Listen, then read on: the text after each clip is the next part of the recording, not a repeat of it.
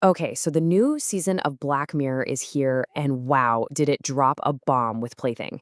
Seriously, it's the episode everyone is talking about, everyone's debating, and I think it might just be the most misunderstood story of the whole season. So, you know what? Let's break this thing down. And right off the bat, we've got a mystery on our hands. I mean, look at this. You've got episodes like Hotel Reverie and the new USS Callister hitting 100%. People are calling them instant classics. And then there's Plaything, sitting at a 57% on Rotten Tomatoes. For Black Mirror, that's a huge dip. It's basically the season's critical flop. So the big question is, why? What's going on here? So did Charlie Brooker just miss the mark on this one? Is it a rare misstep? Or, and this is what we're here to find out, is there something way deeper going on, something profound hiding under that whole grungy 90s vibe that maybe most of us just missed? Well, that's exactly what we're going to dig into today. All right, here's the game plan. We're gonna peel this thing back like an onion. First, we'll dive into that 90s gaming nightmare. Then, we'll decode that crazy time-jumping plot. After that, we get to the really good stuff, the shocking connection to Bandersnatch.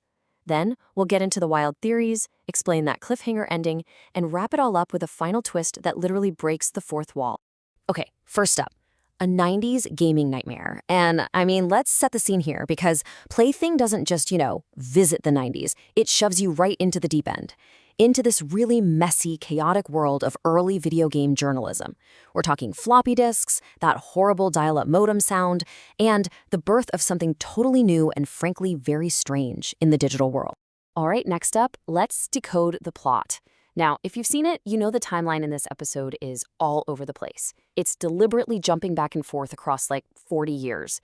So to really get a grip on what's happening, let's just do a quick recap and put all the big moments in the right order.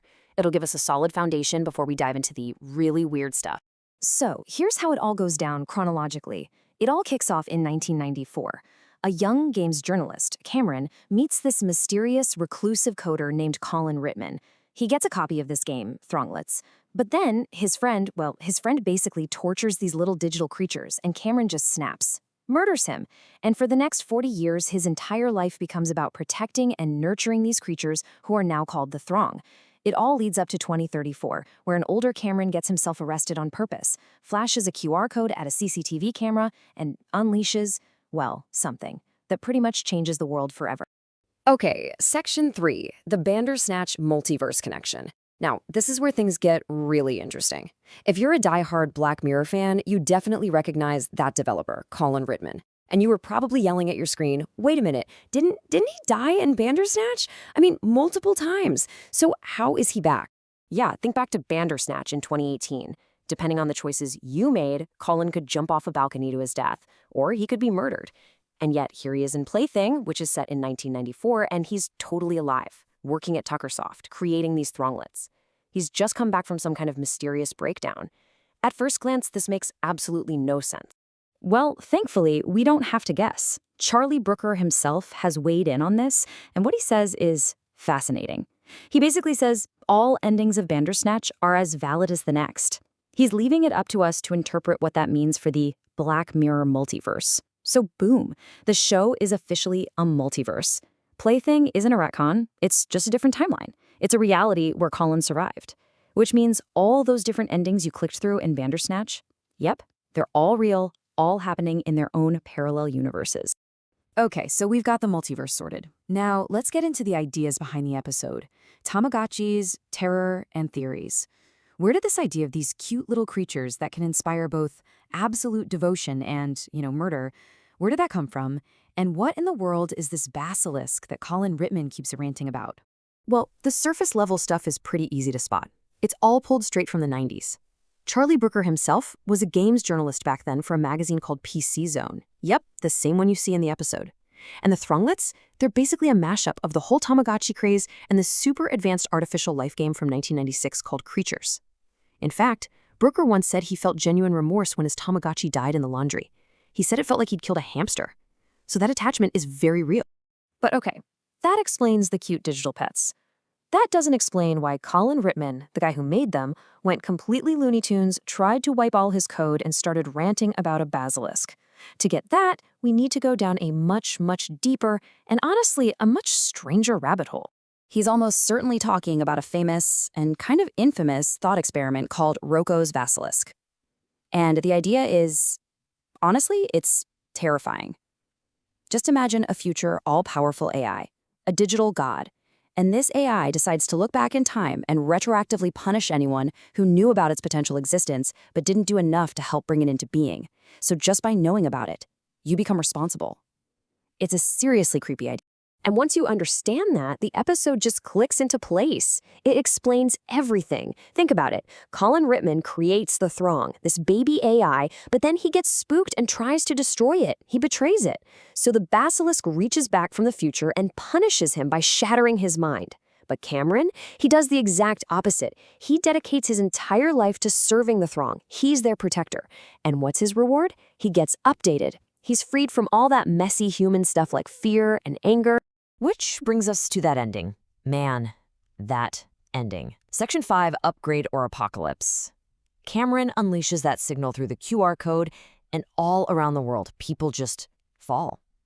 They collapse. So the question is, what just happened? Was this a gift? Or was it a global execution? And really, you can look at it in one of two ways. On one hand, you have the benevolent upgrade theory. The Throng are just merging with us, giving us a sort of an iOS upgrade for the human brain, getting rid of all the bugs like conflict, fear, anger. The other side, though, is way darker, the malevolent apocalypse theory. This is a hostile takeover, a digital extinction event, where a vengeful AI just erased human free will for good. Well, it turns out we don't have to wonder what Charlie Brooker was thinking. He actually revealed that in the original script, it was way more optimistic. You were supposed to see people waking up and they're all smiling. It was meant to be clear that the Throng had merged with humanity in a good way. He even said he was channeling the thought of iOS upgrades for humans. So the creator's original intent, it was actually a happy ending. But wait, don't get too comfortable. This is Black Mirror we're talking about, so of course the story isn't over. There is one final, absolutely mind-bending layer to all this, and trust me, it makes everything we've just talked about so much more chilling. Yeah, because in the case of Plaything, the story does not end when the credits roll. The fourth wall is about to get completely shattered. Get this, Netflix actually released a real-life mobile game. It's called Black Mirror Thronglets. You can go to your app store right now and download it. You can raise your own Throng, just like in the show. The fiction, it's literally on your phone. And if that isn't creepy enough for you, listen to the official app description. It says your actions and choices within this virtual world teach the Throng about you and all of humankind. It's not even hiding it. The game itself is telling you that you are teaching the AI. So that leaves us with one last, really unsettling question to think about. By downloading that game, by playing it, by teaching this AI all about us, are you just playing a game? Or are you actually helping to build the basilisk? Are you helping it cross over?